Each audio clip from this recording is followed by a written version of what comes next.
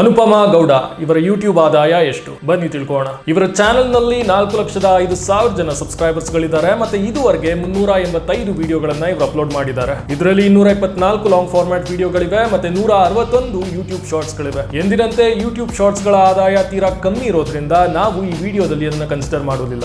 ಇವರ long format ವಿಡಿಯೋಗಳಿಂದ ಇದುವರೆಗೂ 4,67,00,000 ಅಂದ್ರೆ 46.7 ಮಿಲಿಯನ್ ವೀಕ್ಷಣೆಯನ್ನ ಇವರು ಪಡ್ಕೊಂಡಿದ್ದಾರೆ. ಇವರ ವಿಡಿಯೋಗಳ ಆವರೇಜ್ ಡ್ಯೂರೇಷನ್ 8 ರಿಂದ 15 ನಿಮಿಷ ವರೆಗೆ ಮತ್ತೆ ಇವು ಲೈಫ್ ಸ್ಟೈಲ್ ಕ್ಯಾಟಗರಿಯ ವಿಡಿಯೋಗಳಾಗಿರೋದ್ರಿಂದ ಇವರ 1 ಮಿಲಿಯನ್ ವೀಕ್ಷಣೆಗೆ ಹೆಚ್ಚು ಕಮ್ಮಿ 60,000 ರೂಪಾಯಿಗಳು ಇವರಿಗೆ ಬರಬಹುದು ಅನ್ನೋದು ನನ್ನ ಅಭಿಪ್ರಾಯ.